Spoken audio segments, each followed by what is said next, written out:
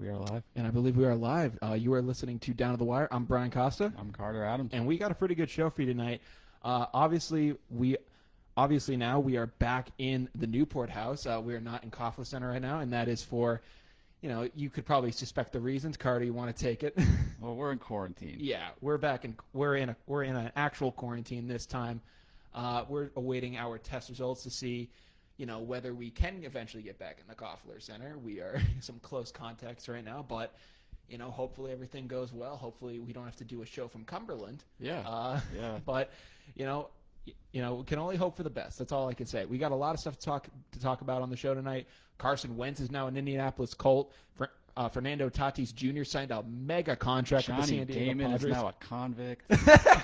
Yeah, that one just broke. So we'll be getting into all that tonight. But we start off with a topic that's usually very boring to a lot of people. But, a lot of people have been paying a lot of attention to it now, and that is the weather. The weather. The weather is, whenever you see the weather on TV, we're usually just like, skip. Never mind. But, with this certain situation, we now officially have, the weather down in we have the weather down in Texas and just all across, the southern part of the United States. It's freaking snowing down there. It's absolutely ridiculous right now.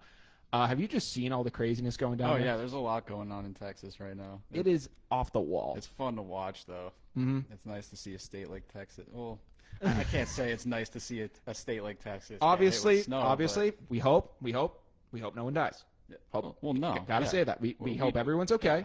We gotta hope everyone stays all right. Any deaths. No. Doing anything no damage stupid in the snow. We don't want anyone to be harmed. But for the people that are saying but for the people who have houses, who have everything, that are saying that this is the worst thing ever, you've never been to New England, and we get 2 feet of snow in a night. That's true. Yep. So we hope that everyone is okay. We really pray to God, but we hope that everyone can make it through, and this hopefully shouldn't be the worst thing in the world. If we could send you guys some plows, some salt trucks, we would, but unfortunately, you're Texas. And unfortunately, we can't because we are, again, in quarantine. That's true. But that's kind of something we wanted to start off with tonight. Major cultural event going on there. But now shifting over into the sports world, we start off in the NFL, and obviously, we heard over the past week of the tragic passing of former Chargers and Buccaneers wide receiver Vincent Jackson.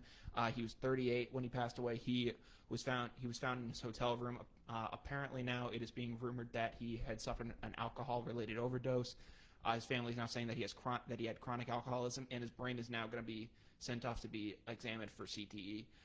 Really tragic death, man. I really do kind of remember the guy. I never really remember him absolutely starring out, but he was a very, very good wide receiver, and obviously that's not important right now. Obviously, our thoughts and prayers are with his family. We hope that we hope that they can get through this.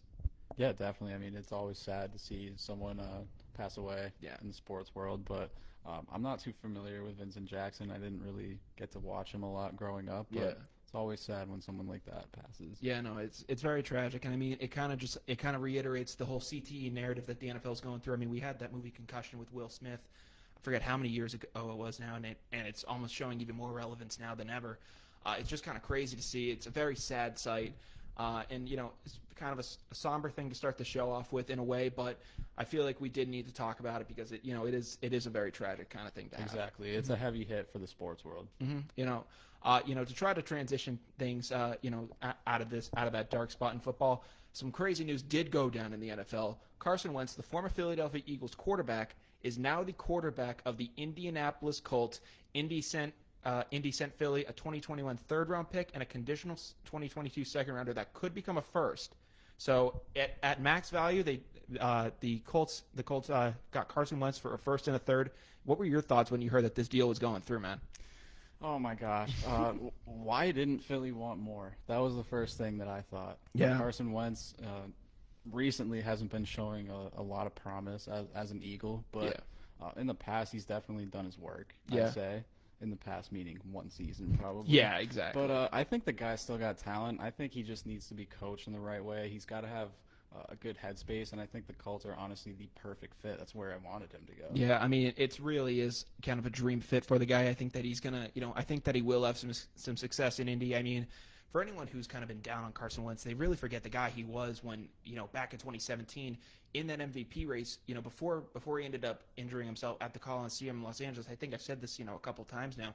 It was literally between him and Brady for the MVP race.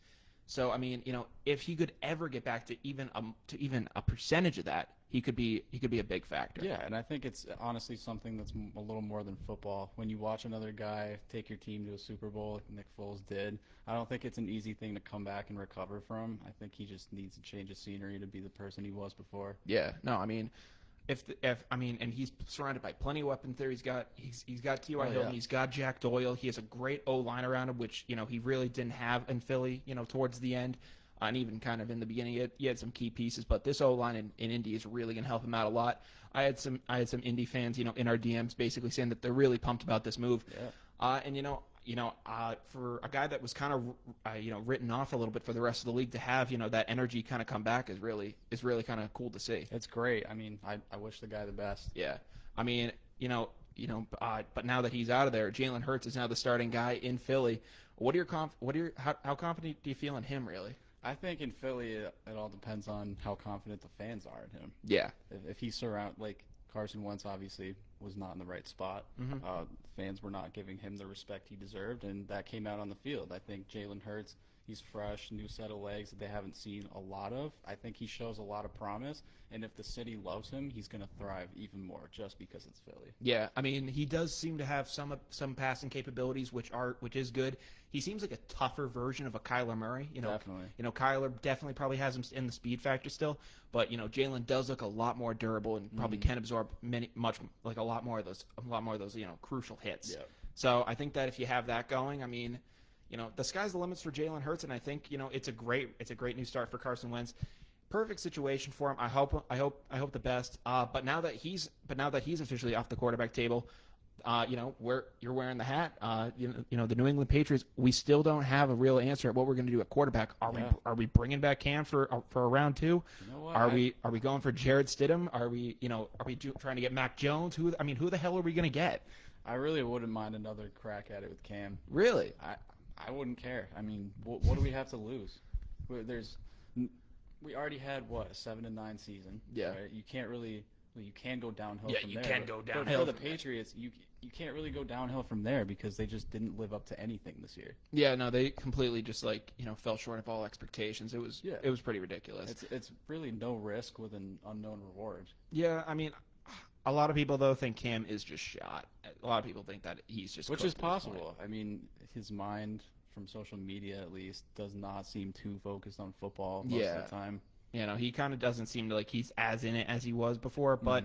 The guys, there's always that potential that he could turn it around. I mean, I just have a lot of doubts right now whether that's going to actually happen with Cam Newton. Definitely. I wouldn't mind exploring some other quarterback options. I don't know really about too many of the veterans on the market right now because if you're going after one of these veterans, you're going to have to pay him a good boatload of money. And at that point, I'm just like, well, you should have paid Tom Brady that money. Exactly. So if you're going to get a guy, you're going to end up getting him on the cheap. If you go to the draft, there's some options there. If Mac Jones slips to you at 15, that could be a solid pickup. I kind of have some questions about Mac Jones and his playability. I don't know if I have some questions about him slipping to 15 too. Yeah, true. He could go very early, but I'm also trying to figure out whether or not he is a product of Alabama. Definitely. There's a lot of It's questions. possible. I mean, there's a lot of like questions. those Ohio State quarterbacks. They just don't transition to the league well. Exactly. I mean, Tua is something we'll have to see. Exactly. Jalen Hurts is something we'll have to see. But, traditionally, a lot of the Alabama quarterbacks as of late, you think of A.J. McCarron, who really never did get a shot. But, traditionally, up until I think Hurts and Tua, the Alabama quarterback situation really wasn't producing, league-ready material. Yeah, it's whoever can throw to the real prospect. To the star receivers. Exactly. Yeah. That's what the game was. But we'll have to see what happens. I'd love for Mac Jones to slip down to 15. Yeah. But it's for me, honestly, I'd prefer if the Pats would either keep Cam, give him one more shot, one more season, or go to the draft. Okay. Is there any thought in your mind that you want to see Stidham or no? Or do you think Stidham's done? No, I don't want to see Stidham. I think Stidham was a late pick in the draft. I think he was just overhyped as someone that could come in and just do it. But he's a late round draft pick. Yeah. Yeah. No, I agree with you. No, Yeah. I do. I mean, there's a reason why he went there. Yeah, I mean, well, some people were saying, before his injuries and some other things, he would have been, I think in last year's draft they were saying that he would have been the second highest quarterback taken after a guy like Burrow or Tua. Really? Okay. They were saying but obviously Herbert came out and completely shattered expectations, Yeah. so that wasn't really. Yep. So I mean, going into the season now, that's not the storyline. But I think it's now Stidham's third year in the league. So I mean, if he's going to show anything in a preseason, I mean, he's got to show it now. Otherwise, we really do have to move on. Right. Yeah. And I'm not really the biggest Cam guy. I think that from what I saw last year, it doesn't look like that passing motion's getting any better.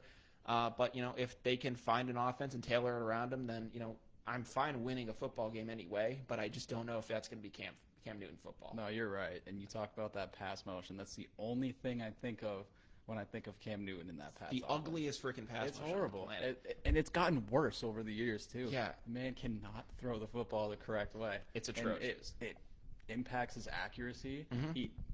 It's frustrating because it's a guy with so much potential. So much promise. We've seen it in the past. Former league MVP. Take a step when you throw, man. Like you can't throw with He your feet planted. He literally can only throw in the backfield or a deep ball. Anything over 10 yards is almost hitting the offensive lineman. Exactly. It's very or it's bad. going through the uprights. Yeah, it's very, very bad. Yeah. But that's kind of our thoughts on the Wentz situation, the Patriots quarterback situation. Another quarterback where there's going to be no problem with his job security coming up, even though he did lose the Super Bowl. Even though his team did lose the Super Bowl, that is Pat Mahomes. He had himself a stellar season. His team couldn't unfortunately get it done in the big game. Tom Brady just proved why he is the GOAT, why he deserves to be a 7-time champion, and he went out and he beat him. But there was something that I saw, recently from Pat Mahomes that really kind of it rubbed me the wrong way. That's the only thing I can describe it as. And, I think a couple days ago, the NFL released their top 100 plays of the entire season. So, this is going back from, literally the regular season to the Super Bowl. The 100th play, so the last play in the top 100. So I'll give it credit for this. Was you remember seeing the Super Bowl? Oh, it was Pat Mahomes, scrambling about, and he goes side, and he basically ends up going sideways and throws the ball like a shortstop almost in a way, just like completely parallel to the ground across the gridiron, and it gets to the end zone, but it's an incompletion. It goes out. I think it hits Tyreek Hill or McCole Hardman right in the hands, literally, and it's right in the face, and it's an incompletion. And I'm just like, what?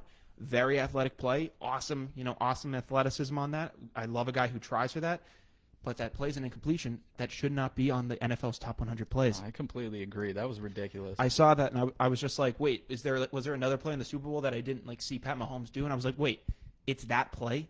Like that play is technically a failure. Yeah. And I was talking with my friend John Warren about this last night, and he literally said to me he kind of put it in baseball terms, and he said you don't reward foul balls. You're right. He literally said that to me, and I was like that is the perfect microcosm of this kind of thing, and it's also kind of showing what I think is going to become what I at least think is becoming a problem within the league. And it's that I think the NFL is starting to develop Mike Trout syndrome with Pat Mahomes. Now, you're right. I was starting to kind of explain this to you, and I don't know if I did it clearly. For anyone who's wondering what it is, I'll kind of give you the gist of it. So Mike Trout syndrome, at least by my definition of it, is the MLB. They are very good at hyping up Mike Trout. Anything he does is a highlight reel. Anything whether it's him signing autographs or making the spectacular catches, which deserve to be highlight reel plays. He's able to do it, and he gets on the highlight reel.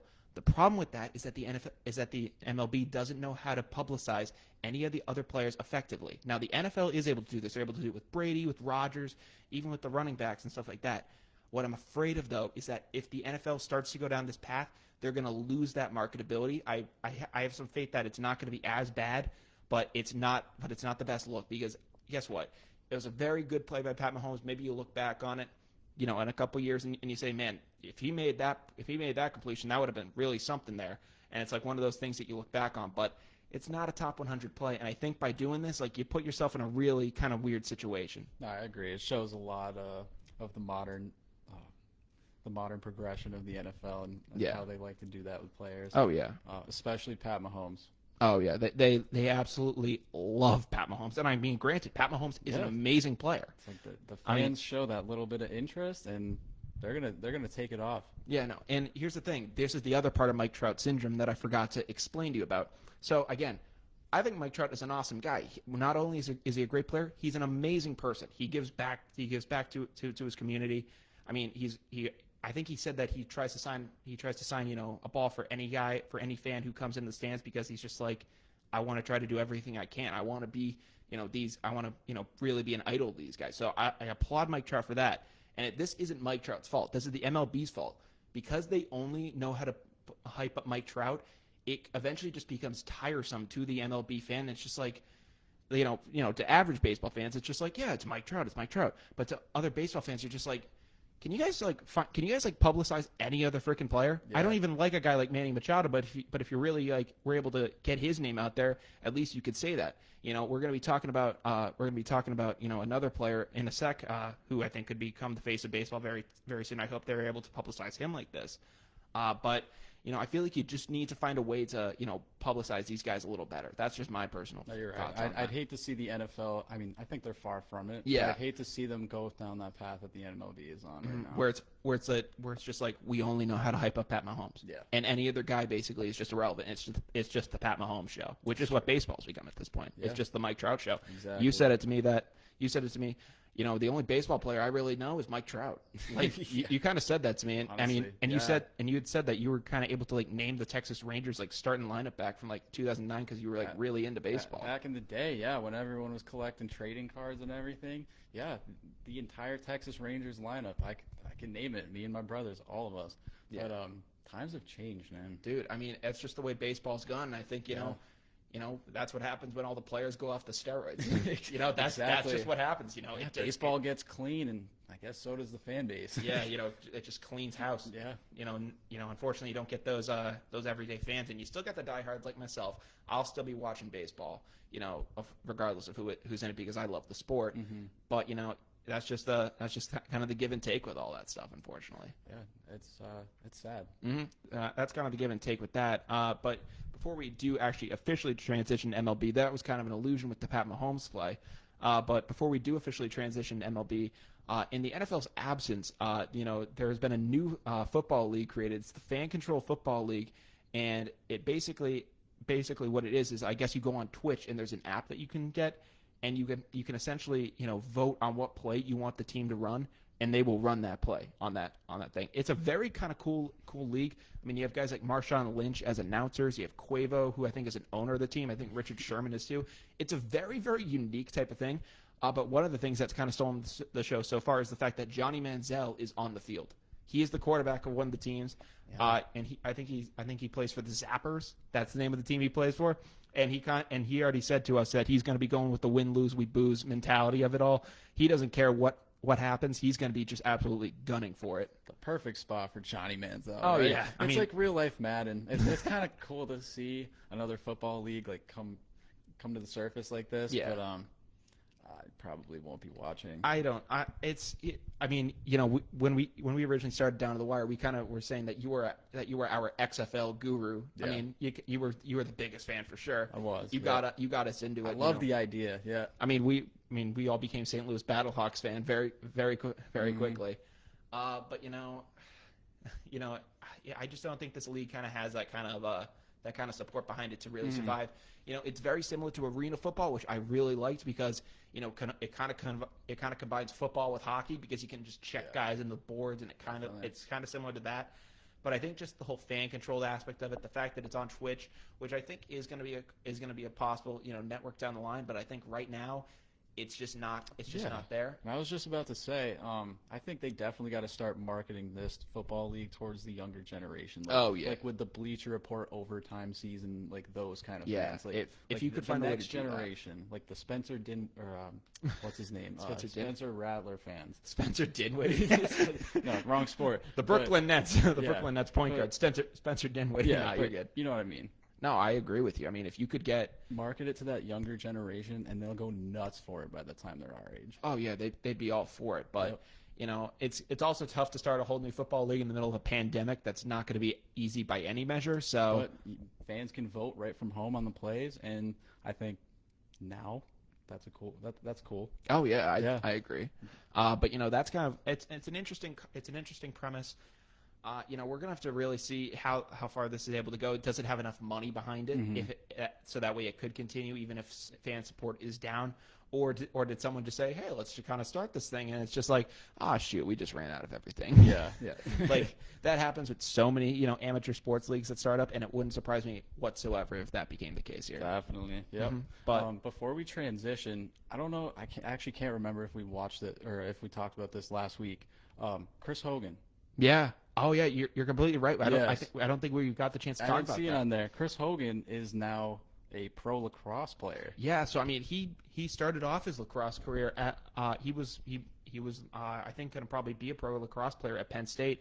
In his NFL NBC Sunday Night Football intros, he would always say Chris Hogan, Penn State lacrosse, and that was always kind of like one of the cool little things to throw in there because it'd just be like lacrosse, okay, all right, man, you do you. Strikes me as a lacrosse player. Oh yeah, 100%. And I think he's 33 now. He's officially retiring from the NFL and he's entering the pro lacrosse league. And it's great. I love it. He's going to be the face of that league. He's going to be the only person that people know. He's going to be the only person. He's going to absolutely tear it up. He's going to be the only person I know. He's only 33. Yeah, He's still young. Yeah, he's still a young guy, and I mean, I don't know exactly what lacrosse does to the body, especially when you're older. I mean, it can have some of its violent moments, but let's be honest, Nowhere near being a receiver in the nowhere NFL. near that. I mean, Chris Hogan is, he's had his fair share of going over the middle and maybe a couple hospital passes here and there.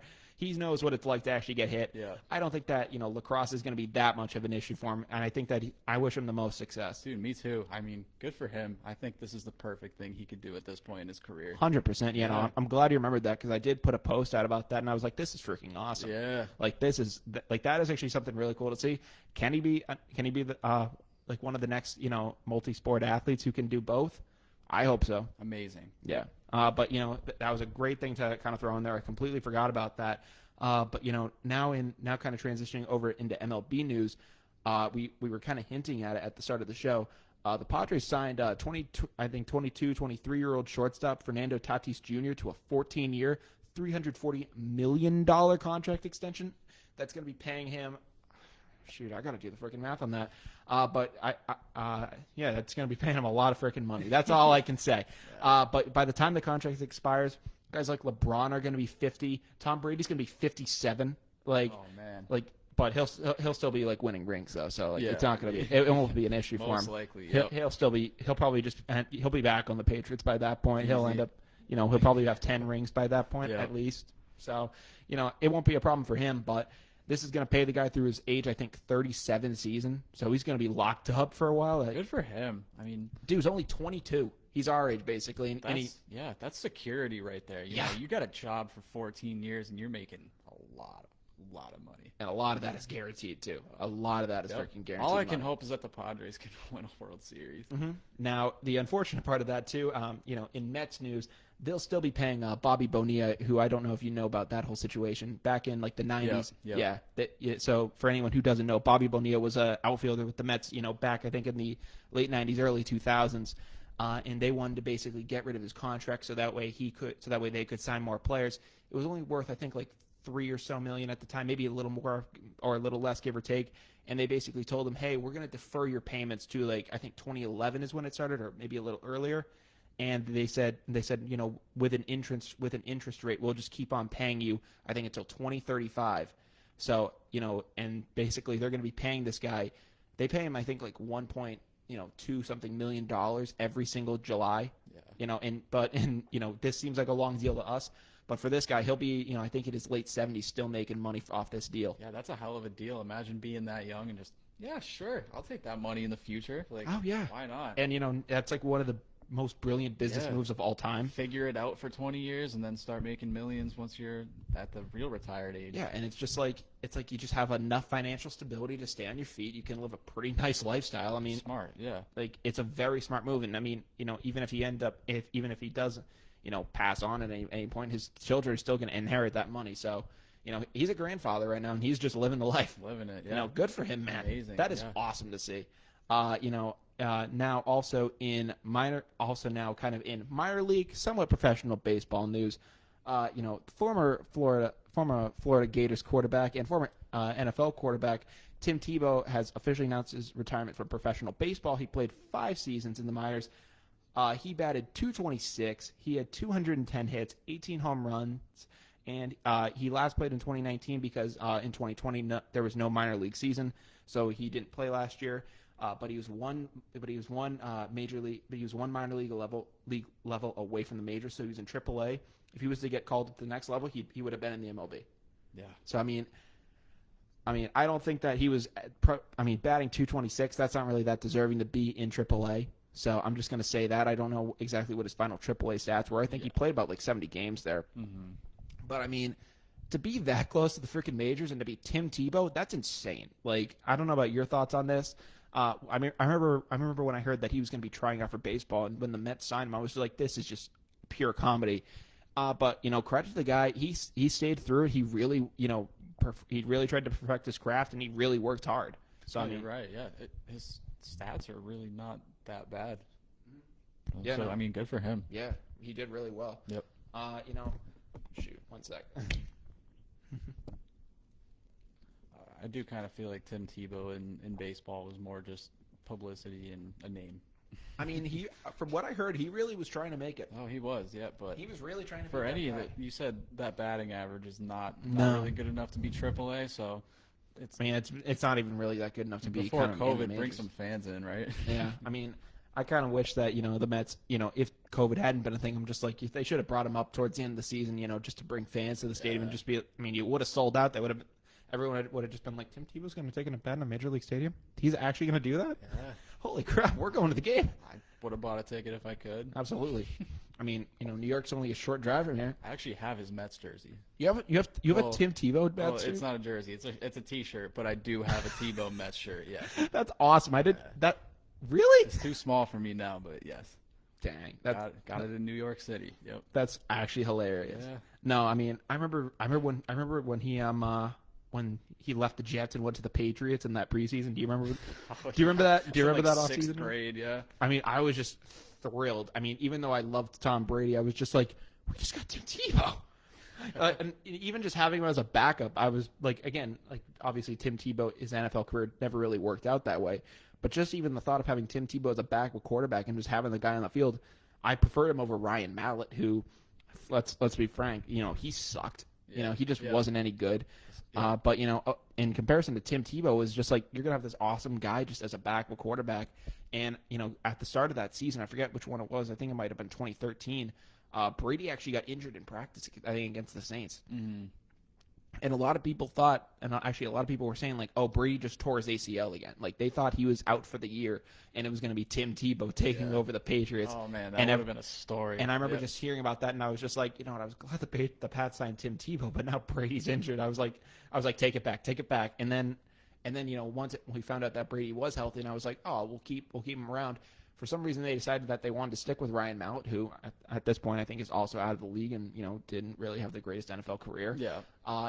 He's actually out of the league now, and and they ended up cutting Tim Tebow at the end of that preseason. I kind of still wish that they had brought him in. Even at the end of the day, he probably wasn't that good, but it would have still been fun to see. I think his NFL career could have been revived if he was willing to play another position. I heard a lot of things like, oh, Tim Tebow would be a killer fullback. He would be a killer tight end. Yeah, no, he was kind of that. He kind of was that guy. A lot of people thought that the Pats were going to run if he stayed on the team, they thought they were going to run some 2-point conversion plays with him. Mm-hmm. They thought that, oh, maybe we line him up on the goal line because this was I think it was either right before they expanded the extra point field goal back, or I think it still was in play. But they were like, we could line Tim Tebow up in a formation, have Brady out there. You could throw it to him. Tebow could throw it in the end zone. There were just some crazy ideas being thrown back and forth. I remember when he was with the Jets. He I think they actually tried to have him play some receiver for a little bit, and they tried some plays out with him and Mark Sanchez. Mark Sanchez. Mark Sanchez. That's a name. Yeah. That is a throwback of a name. But I remember just hearing that. I hear it, and I hear butt fumble. That's the only thing I think. I hear that, and I hear a butt fumble, and I also remember that there was a game, I think in 2012, where he fumbled in overtime basically to seal the deal. Yeah. I remember that one too. and obviously, no offense to Mark Sanchez, obviously he has more talent than I'll ever have to play the quarterback position. Yeah. Just being on the Jets, I think that he just humored me I basically just had to root against the guy. Yeah, no. And any time I saw him fail, as a Pats fan, it made me feel joy. That nothing towards the guy as a person, but you're on the Jets. I know exactly what you mean. Yeah. Sorry, buddy. I'm just like you gotta show that hometown pride. Mm-hmm. But Tim Tebow, he had a very, very unique kind of run with things. I mean, you remember him at Florida, and a lot of people kind of like look at that team, and they were kind of just like, somehow like that team was so troubled. I mean, you had guys like Aaron Hernandez on that team. Who else was on that team? There was Urban Meyer on top of it all. Urban Meyer was there. There was a lot of just like shady kind of stuff going down. There was someone else on that team that I think the Pouncey twins might have been there, or it was something. It was like a very kind of just like very rough kind of culture. Like, I mean, Aaron Hernandez killed people actually, and I think he allegedly shot a guy in the face like while he was in college. Got the good Catholic boy in the center, though. That's all that matters. You had the Jesus man at quarterback, and he was able to will you to a national championship. He was actually on the Pats when all the Aaron Hernandez stuff went down. Oh yeah, I remember seeing interviews of him like with the Pats gear, like talking about, we're not allowed to talk about this. That was shocking. They were on the same college team too. Yeah. And they were somehow on the same NFL team when it all went down. Briefly. Very, very briefly. Very briefly, but it happened. I mean, I remember when that thing went down, and I honestly, like, there was like a moment where, do you remember like when you found out that the whole Aaron Hernandez thing went down, and you, like, what was your reaction when you heard that happened? I was a little too young to remember like the actual murders, but I remember when he died. I was on vacation, and I remember hearing it, and I was like, wow. It was shocking. It was like, he was amazing on the Patriots. He played in a Super Bowl for us. Scored a touchdown. It's just gone. Yeah. It's just questions. Like, dude, I mean, looking back at it now, he did it. Like, you can't argue that he did it. He is so freaking guilty. Yeah. I remember at the time though, I think I was 12, and I was just like, he's being set up. He's being set up. He's being set up. No way. That's my hero right there. I look up to that man. Dude, I mean, I think around the same time I went to a Rob Gronkowski football camp, and like on the flyer there was a flyer for a possible Aaron Hernandez football camp coming up. I didn't go, and it was like before it all broke, and then I looked at it originally, and I didn't think twice about it. And then I think like once the whole conviction thing and like he was like actually found guilty, I picked it up and I was like, that would have been an experience. That would have been crazy. That would have been a real experience just to be like, hi, mister. Oh, I just shot a guy in the head. Yeah. Good thing you don't kill kids. Yeah. Any advice for the kids, Mr. Hernandez? I don't think I can legally say. Nah. I don't think I can legally tell you my advice. If you go to Florida, you'll get away with it. Yeah, basically. And if you go to the University of Florida, they'll try to get you, on the national championship roster. They'll cover it up and keep injecting stuff into your ass and tell you to go back up there. It's true. Geez. It was in the documentary. I mean, college football, Florida. It's so messed up. There's so much that goes on behind the scenes that we just won't it is know so about. Bad, dude. Yeah. I mean, there's just so much like shady. Did you see the Barstool podcast with Derrick Henry?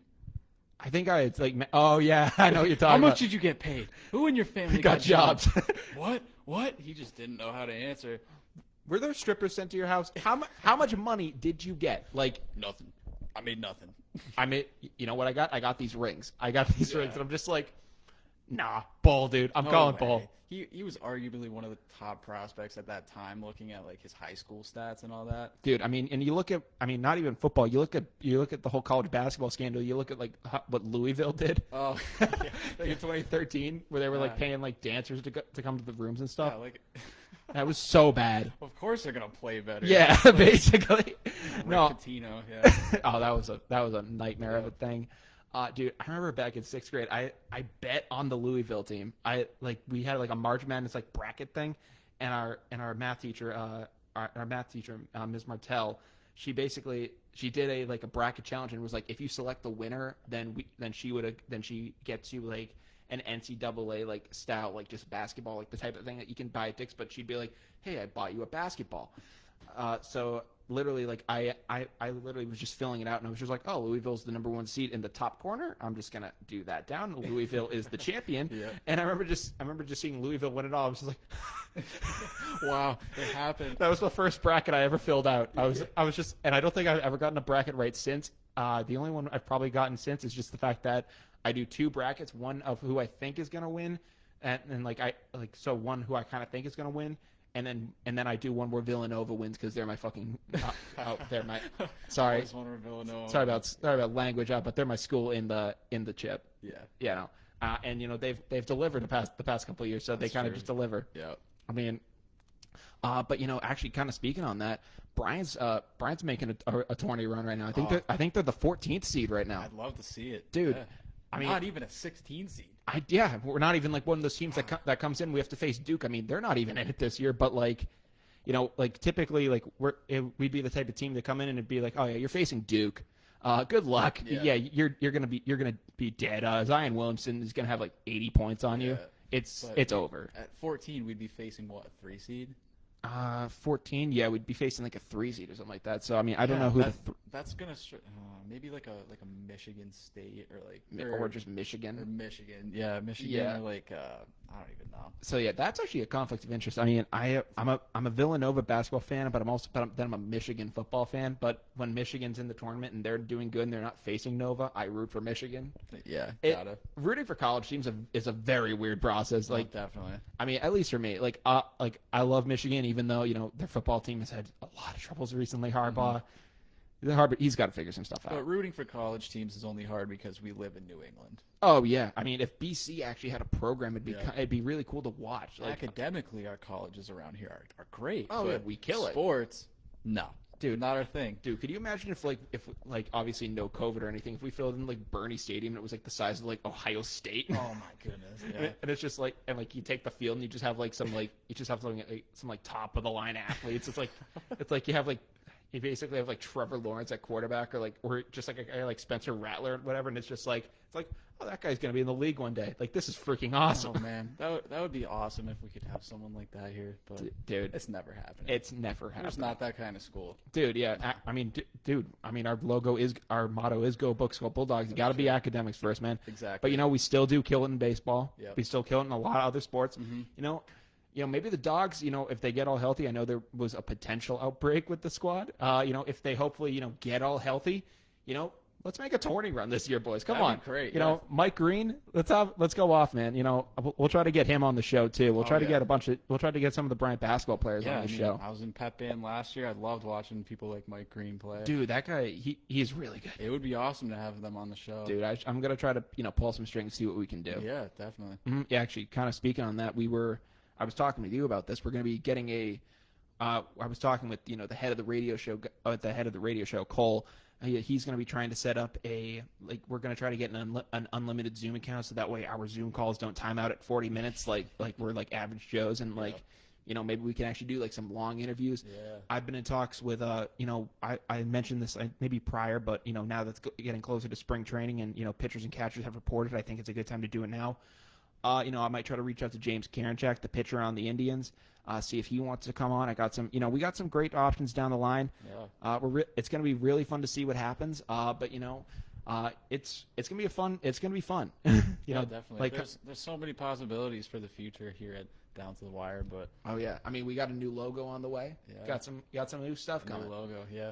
Yeah. Can't wait. Dude, yeah. When everything is all sorted out with that, it's going to be a lot of fun, dude. Definitely. But yeah, before we do end up going down to the wire tonight, and we were saying that we were going to start talking a little more boxing, a little more UFC before we end up going into, now that the NFL is officially in their off season, and that's usually a lot of our talking slate. But so, I think last weekend, I think it was UFC 258, I believe it was. Yeah, something like that. Yeah. So, the headline event was Kamaru Usman. He was fighting against Gilbert Burns, and he won again in round 3 by TKO. It was a very good fight. It was actually a pretty good fight to watch. I mean, did you kind of watch the fight? Oh yeah, I watched it. Yeah.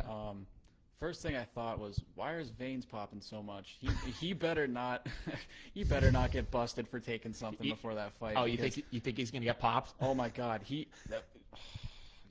just looked like an animal, man. Dude.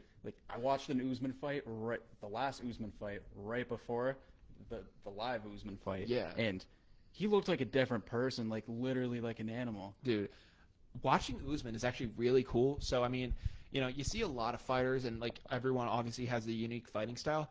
Usman actually has a very unique fighting style, and I don't exactly know how to kind of explain it for anyone who hasn't ever seen him fight. But for anyone who has seen him fight, he's very balanced, and he never really does too much. A lot of fighters in the UFC, if they see an opening, they're gonna go for that like knockout punch. They're gonna be trying to really make that play. Usman doesn't necessarily have to do that. He always stays very balanced. I was kind of watching. I was trying to be like, who kind of has that kind of upper body balance? And I'm not saying it by striking capability, but in a way, his upright balance, it reminded me in a way of Mike Tyson's upright balance. No, you're right. He fights like a boxer.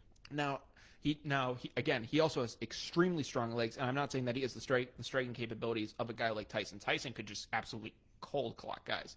Mm-hmm. So not saying that, but what I think really just helps Usman is the fact that he never does too much, and he stays very stable. He's just very balanced, and he lets his opponents tire him out when they try to go in for the big knockout. Yeah, he's definitely like the best I've seen in the UFC at picking his punches. Definitely. You're right. He doesn't do too much. He has a very good center of gravity, and he's almost always flat-footed. He's never like, guys are bouncing around, but I feel like that's what puts guys off balance most of the time. Yeah, sometimes if they catch he's very flat-footed. He moves his body more than he moves everything else. Mm-hmm. And it's cool to see like that boxing style in UFC, because even the guys that are just good, like upright, like only hit, no ground game, even they don't have that center of gravity that Usman does. Yeah, I mean, he has a great center of gravity. I was seeing that, and I was like, that is an amazing, amazing balance. It doesn't look like he's going to topple over like some guys do. No, like not at all. But Burns got some good shots on him. Like there was I forget what round it was. I think it was either the first or second, because he went down in the third. There was a moment where he caught him, I think, where he caught him like over the head, and he was stumbling backwards. I thought that like a lot of people at that point, it looks like Burns might have had him, but and that's kind of how you have to beat him. You really have to get him once he's off balance, then you have a shot, but it's really tough to get him off balance. Burns kind of gave him a good fight. It's gonna be tough, dude. I mean, he's got a lot of talent. I think he's like 13-0 in title defenses or something. I think like he's very great with title defenses right now. I'm wondering who he's gonna fight next. I think that there are some ideas of who he wants to fight. I think it's Stephen Thompson or Spencer Thompson. I'm not 100% sure. I'm forgetting the name. But he's kind of beaten every big guy. Jorge Masvidal, who I've praised for being an awesome UFC fighter. He took him out in a decision. I think Colby Covington, he took him out. Mm-hmm. He's just really kind of wrecking through that league right now, and he's doing really awesome. If he ever I guess he said on Joe Rogan's podcast that he wouldn't ever consider fighting a guy like Israel Adesanya. I'd love to see that happen. And he basically said that he respects the guy too much. Yeah. And, it's really cool to see that kind of respect within fighting. I mean, you don't typically, you'd think in a sport where you want to like physically just, almost beat the soul out of someone. You'd think that, you wouldn't think that there'd be any respect to be had. But, he says that he has tons of respect for guys like, he has tons of respect for guys like Israel. He has respect for guys like, I think, Francis Ngannou, I think that's who he was referring to. And he's like, I have too much respect for that guy to fight him. Now, would I like him to fight him? It's only a 15-pound difference. I'd love to see them fight. That'd be an awesome fight to see. Because, Israel Adesanya, the last style bender, he's got awesome, punching capabilities. I'd love to see it happen. Oh, yeah, that would be great. I'm not too familiar with who you're talking about, but yeah. He's having a fight, I think, coming up March 6th. So okay. We'll end up watching him. That's going to be a really good fight to see. That'll be my introduction to him. Yeah, there's another good fight night happening this weekend. It's going to be I think it's Curtis Blades versus Derek Lewis, two very prominent heavyweights. That's you're going to be seeing a lot of punches going on. I mean, just a heavyweight fight. It obviously hasn't had the panache it's had since guys like Muhammad Ali or Mike Tyson, and that's obviously in boxing. And, it's been kind of tougher to see it in the UFC. There's going to be a nice UFC championship fight between Stipe Miocic and Francis Ngannou coming up. That's going to be a cool fight to see. But, there's going to be a lot of cool stuff. There's going to be a lot of cool stuff coming up UFC-wise. I'm really excited to cover the UFC. I mean, just getting into it, it's really fun to watch. Oh, it's great because there's no seasons, Oh, yeah. It's just every few Saturdays there's a UFC fight Pretty card. much, I think they do, I don't know if it's every 2 weeks that they have a new UFC, But from what I checked, I was on their ESPN page, and I think every Saturday they're doing some sort of fight night. They're doing something, and I'm just like the fact that you have enough fighters to have that consistency to go on to basically go into the octagon and duke it out, and for them to be all like pretty well-known fighters. I think Amanda Nunes is coming up soon. She's a really awesome fighter. Yeah. There's going to be some really cool fights coming up soon, which is going to be awesome to cover. You know, you got NFL on Sundays during the season. You got college football on Saturdays, but UFC is really just taking over, dude. And at least for us, I think it's at least it's definitely becoming it's growing in popularity. I'm loving it. I think it's also a big COVID thing because it's like, you know, I think we've all enjoyed streaming some of the fights and just like watching that go down. It's been awesome to see, man. Yeah, it's awesome. But you know, it is I think currently 7:47. I don't know, you know, how much time we're gonna end up having left. But I think it is officially time to say that we are down to the wire. I'd say so, yeah. Yeah, so that means we're going to go through everything we talked about in this past 47 minutes or so, and we'll end up sending you guys off for a nice weekend. So, excuse my drink right there, but we started things off kind of explaining our situation. Typically, we're in the Koffler Center doing things, and we're streaming on the radio as well as everything else. But, you know, we've done a couple shows here. But the main reason we're back here now is because we are technically in an actual quarantine right now. On Facebook we titled this Down to the Wire quarantine special the sequel, and we kind of gave it a fun little title. Carter, you want to read that title? Brian and Carter take on quarantine again, but this time it's personal, and that's true. It is personal. I mean, it personally affected us, and this is why this wasn't just a general quarantine. Yep. We are officially close contact. So until further notice, any shows that we do, hopefully will be taking place from here and not from Cumberland House on a Zoom. Cumberland is the isolation house. For anyone who doesn't know, we don't want to be going to isolation. So, you know, we're lucky enough to be able to stay here right in the suite and comfort of our own home. So pray for us. Basically pray for us. You know, obviously we're also sending our prayers off to the people in Texas. Winter storms are crazy there right now. I mean, we were kind of talking about it. Again, we were saying, hope no one dies, like as Pat McAfee would say with anything when he regards to COVID. We hope no one dies. Yep. But you know, very funny. Not funny. Jesus, Brian. But very conflicting situation down there. I mean, we have you know, a lot of people are without power right now. You know, I think one of the mayors had to resign because he told the citizens essentially to suck it up. And I'm just like, oh, I did see that. Yep. I'm just like, that dude has to have some family. I also saw that on the Rap TV page, so I don't know how true it is, but yeah, true. Still. Yeah, anything off the Rap TV page, you gotta question a little bit. Yeah. There's something else on the Rap TV page. Well, I'll try to cover that Wednesday because that was a pretty funny topic. Yeah. But you know, then in more somber news, we went back in the NFL and we covered the tragic passing of Vincent Jackson. Apparently, he suffered from chronic alcoholism, and his brain is going to be examined for CTE research. In lighter news in the NFL, we talked about Carson Wentz off to Indy. Philly's going to get a third-round pick and a second-rounder that could potentially turn into a first. We talked about Pat Mahomes' Super Bowl incompletion, making the NFL's top 100 plays of the season. Again, just a very weird, just very awkward to see. Bad marketing. Very bad marketing, I would argue. You know, again, you just don't award bad plays. It's something that you can look back on and be like, if Pat Mahomes made this play, that would have been awesome in the Super Bowl. Yeah. But, you know, he didn't make the play. And it makes me wonder how many of those 100 are going to be just Pat Mahomes incompletions. And that's the thing. You don't know. I mean, Pat Mahomes had plenty of highlights this season to be in the NFL top 100. This didn't need to be in there. Yeah, like, you know what some nobody would have done to have their touchdown at spot number 100, but instead it's Pat Mahomes making an incompletion. Yeah, and there's probably some dude who maybe made who probably had like a stretch touchdown run. And he's play 101, exactly. And he's just like, you got to be freaking kidding me. Come on, man. Yeah, it's ridiculous. Yeah, it was ridiculous. But then I kind of alluded to the NFL suffering from Mike Trout syndrome because they only know how to pump him up. We talked about the new fan control football league featuring Johnny Manziel, Quavo, Richard Sherman, and company. We mentioned Marshawn Lynch being on the call there. Marshawn Lynch was very funny on that call. But we also then we transit. You actually mentioned NFL news too. We talked about Chris Hogan. Yeah, Chris Hogan, the lacrosse. Chris Hogan, the pro lacrosse player. We talked about that. And then we officially transitioned over to baseball news. We talked about the Padres signing shortstop Fernando Tatis Jr. to a 14-year, $340 million contract extension. The guy's only 22. By the time it expires, the Mets are still going to be paying Bobby Bonilla, and LeBron's going to be 50. That's how long this contract is going to be. Again, like we were saying, guys like LeBron and Brady could still be in the league at this point. I mean, they're aliens at this point, so we really don't know. Literally. We went on a very long topic of conversation regarding Tim Tebow and his minor league career in professional baseball coming to an end. We also talked about some of his football, kind of career highlights. We talked about college football in general.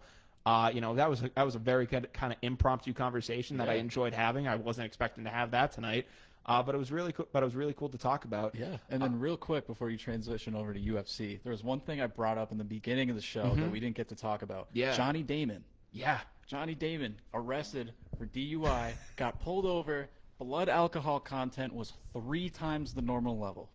Dude, that's just Johnny for you. Sad. That's just Johnny for you. But it really brings up a conversation that's not really had enough in sports, and that's what do you do after you retire? I've seen a lot of it on Instagram this week with someone from the NFL retiring. I can't remember his name, putting out tweets that really just expose like the darkness of not knowing what to do after you retire. Oh yeah, they don't set you up whatsoever. I mean, Johnny Damon has had a pretty solid retirement so far. I think that he kind of just went off the deep end here. I really don't know what happened. Yep. Obviously, you hope he gets the help that he needs. Being 3 times over the legal limit, that's not good. Yeah, and I mean, it's not even about being a little tipsy and thinking you could drive home.